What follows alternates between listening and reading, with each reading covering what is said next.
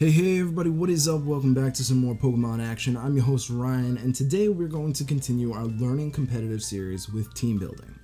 Now, unlike all of the previous videos, this one and all future episodes are more about theories and ideas rather than straight up facts. Basically, since there are over 700 Pokemon, there are thousands upon thousands of combinations for teams that it's basically impossible to cover everything. So instead, we'll just discuss the ways you approach team building and how you form a team strategy.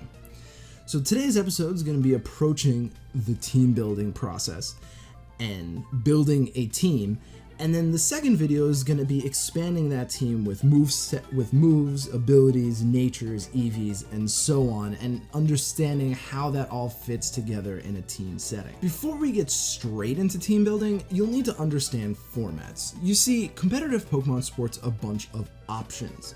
These formats are grouped into two specific areas: official and Smogon. Official formats include the official VGC tournaments, as well as battle spot formats such as ranked singles, doubles, triples, and rotation. The rules for these formats are all governed and enforced by the game itself. On the opposite side, we have Smogon formats. These are formats that are governed by the website Smogon. Since they aren't official formats, they aren't enforced in-game, and it's up to the battlers to enforce the rules themselves. Much like the official formats, Smogon formats span a large variety of formats, but focus on singles for the most part. Since there are a bunch of rules for each different format and it could take a while to go over them, I'll just link them in the description below. So, with that out of the way, how do you even approach team building? Well, to start off, you need to pick a format. Whether you want to play Smogon OU, Smogon Doubles, VGC, or even Battle Spot Triples, you'll need to choose a format. Since each format has varying rules, a team for one format won't necessarily work the same way or at all for a different format. Now that you decided on format, let's talk about team archetypes. Pokemon does not force you into a certain method of play, nor are there any styles that are actually defined. However, we as players have defined some ways to play this game. Before we discuss archetypes, I want to make note that no matter what archetype you choose, your team needs to have good offensive type coverage and good defensive type coverage. Basically, your team should cover a good portion of the types with attacks, and be able to take a good portion of your enemy's attacks. Don't try and stretch this, as you want it to be effective. For example, don't force your Pokemon to have an electric move if it doesn't work well for your team. In addition, don't force a Pokemon into your team to resist an opposing attack if that's all it contributes. Now that we got that out of the way, let's talk about team archetypes. Pokemon does not force you into a certain method of play, nor are there any styles that are actually defined. However, we as players have defined some ways to play this game. So what I'm going to do is outline each team archetype, explain what the goal of the archetype is, and then give an example team. In the next episode, I'll talk about finalizing those teams with movesets and explain how to approach that portion. But for now, I'll just outline the Pokemon in general. Remember, these are just examples, and if you want to use them, you can, but it's better to understand how to make a team on your own and go from there. So buckle in, as this might take a while. The first archetype is Good Stuffs or Balanced. This is the kind of team that aims to balance both the offensive and defensive capabilities of the team without relying on any gimmick or any extra effects. A balanced team is arguably the best type of team for a beginner, and it's the easiest to utilize as it fits into every single format imaginable. This is where I urge you to begin. Now, looking at the team on screen, we've got a Sceptile, a Skarmory, a Heatran, Gyarados, Mamoswine, and Metagross. What you can glean from this is that both the Skarmory and the Heatran are our defensive core. They're walls. Walls are basically Pokemon that are designed to take hits, as many hits as possible, recover up that damage, make use of immunities, so on and so forth. Then you have Pokemon such as Sceptile, Mamoswine, and Metagross, who are very offensively inclined Pokemon that do a load of damage and are used to sort of weaken your opponent really quickly and sometimes over time.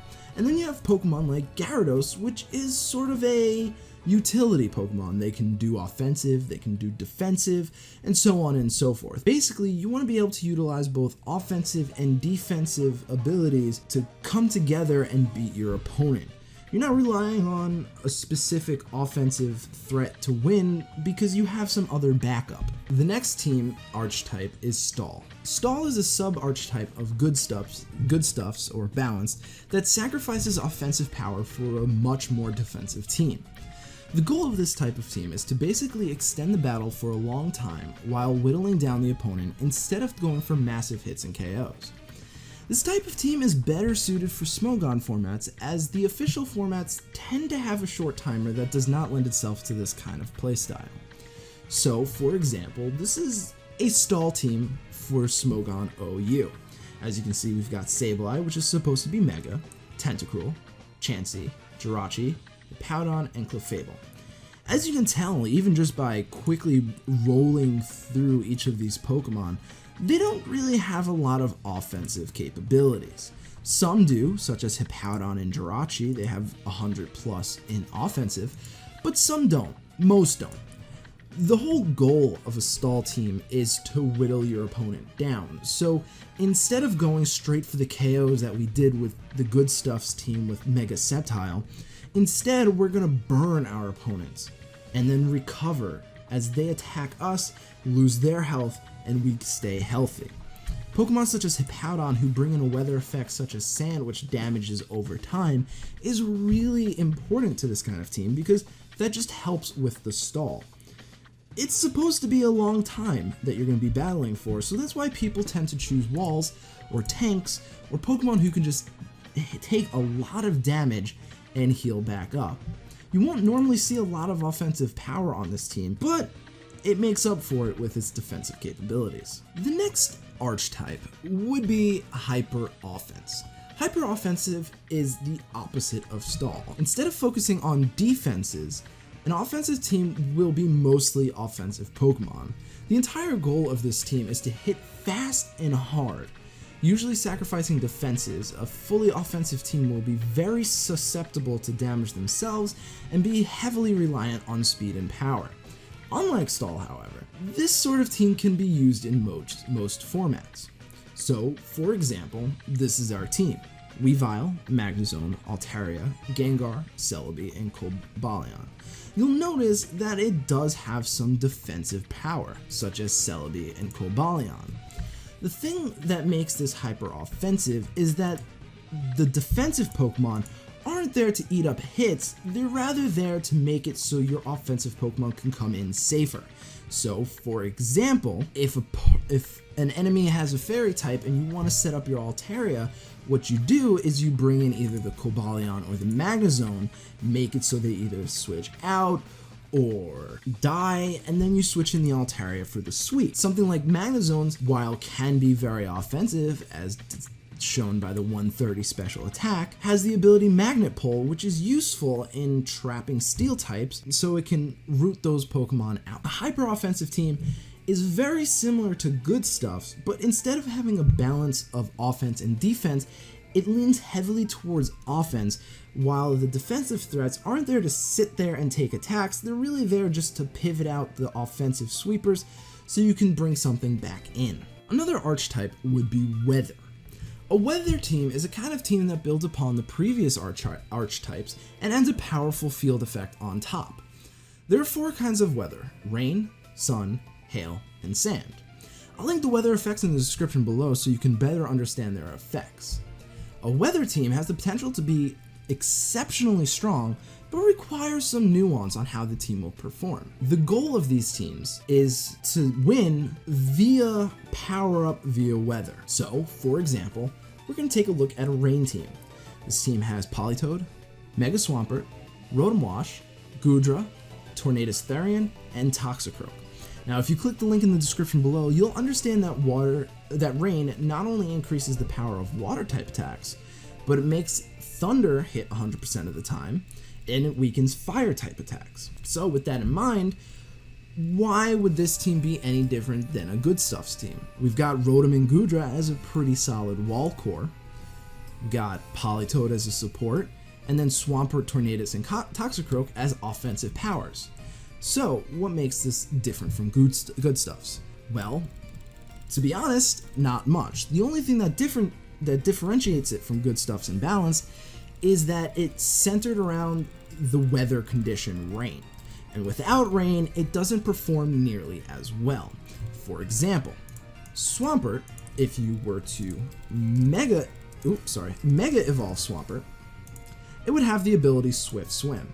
If Rain Dance is activated, basically rain, this Pokemon's speed is doubled. So without Rain Dance or Rain Up, Mega Swampert isn't really fast. But with the addition of rain, it's doubled in speed. In addition, our Goodra has Hydration. Hydration has its status cured at the end of each turn if rain is active.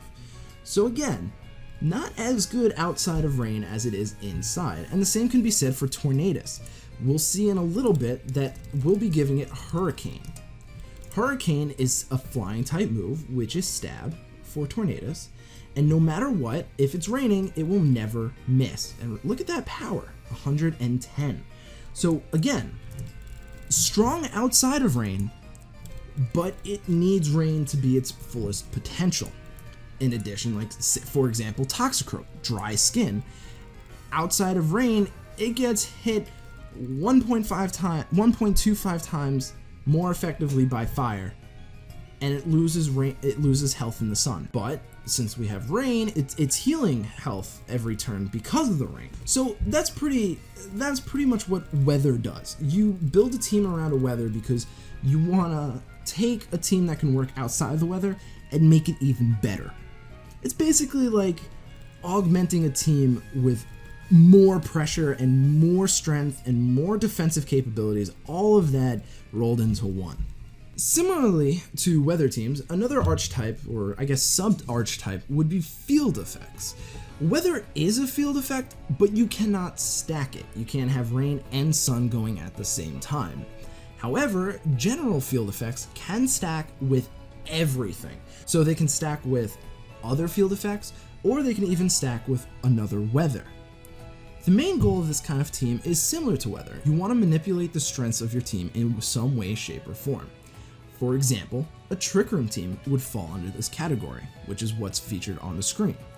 Trick Room reverses the speed of a Pokemon, making a slow Pokemon go first. The various field effects are as follows: Trick Room, Gravity, Electric Terrain, Misty Terrain, Grassy Terrain, Magic Room, Wonder Room, and the combination of pledge moves. So, for example, here is our team. This is a Trick Room team. It has Ferrothorn, Gastrodon, Camerupt, Dusclops, Cresselia, and Tyranitar. Now, if we were to go to Camerupt and we were to make him Mega, right? Let's go to his stats, and you see that he has base 20 speed, which means he is quite literally one of the slowest Pokemon in the game. Without any additional effects, Camerupt will pretty much always be attacking last in a turn. However, when you add Trick Room to the mix, it reverses that, and now the slowest Pokemon in the game is actually the fastest. So that's the general purpose of field effects. You combine it with a team that, again, much like weather, performs okay without it, but with the field effect, it gets even stronger. So much stronger that it's almost sometimes hard to beat. If you're fighting a Trick Room team with a team that has faster Pokemon, you're gonna have a hard time figuring out what to do. Finally, the last archetype is Gimmick. A Gimmick team focuses on doing something outrageous or out of the ordinary. It's the kind of team that utilizes the surprise factor. It could range anywhere from a monotype team, which is quite simply a team that only uses Pokemon of a single type, to a team focused around a rarely used Pokemon doing something they don't normally do, such as Bellydrum Charizard. These are basically for fun teams, but they can be used competitively if you understand your team and its threats well enough. This team on screen would be considered a Gimmick team. It's a mono-electric type, which means that all the Pokemon share the common typing of electric. It's Gimmick because it doesn't really work to the same level as a team such as Rain or just a regular balanced team. However, since it's a team that I know pretty well, it does end up working pretty well. For example, this is the kind of team that would have a very varied strategy that when you and your opponent get into battle, they're not really sure what you'll do. So just to look at as an example, I usually like to start off with Raichu and Manectric, both of them carrying Discharge and the ability Lightning Rod. When they both attack, they hit both the enemies and themselves. However, because of the ability Lightning Rod, which makes them immune to electricity, they get no damage, and on top of that, they increase their power by 1 stage. So it's that kind of thing where you work out a strategy that isn't common, requires a lot of setup, or requires just some really out-of-the-box thinking, and you go for it. These teams aren't really guaranteed to work, and most of the time they won't work. But what's cool about these kinds of teams is they're really fun and they're exceptionally rewarding if you can get it to work. And that's about it. As I mentioned somewhere in the middle of this video, you can really mix and match. If you want, you can have a balanced rain team that operates under electric terrain. So basically, you have a team that has both offensive and defensive capabilities pretty equally. On top of that, it utilizes rain to be even better. And then on top of that, it utilizes the field effect electric terrain to further increase your power. Realistically, you can't combine good stuff, stall, and hyper offensive because they're all different enough that there's no way to really combine all three. However, you can take those three and combine them with any of the other ones. You can have a gimmick good stuffs. You can have a field effect stall team if you wanted to. And you can even have a rain hyper offensive team. Basically, what I'm trying to get up to is that the limit of your team is based on your creativity. If you can think it through and you can implement it, you can do it. Of course, not every team is created equal, and some ideas aren't exactly as solid, but as you play, as you test, as you learn, you will figure out what's good, what's not, what's fun, what's boring, what you can do, and what fits your playstyle. For example, I've been playing since Diamond and Pearl. I played singles for a while, I got into doubles, I really enjoyed VGC. And once I got into VGC, I realized that I had a really good knack for Trick Room. So if you've been a part of my channel for a while, you'll notice that a lot of my teams are Trick Room because that's what I'm good at and that's what I use. Of course, I had some teams that are Trick Room in Sun or Trick Room in Rain and stuff like that. So it really is just limited on you.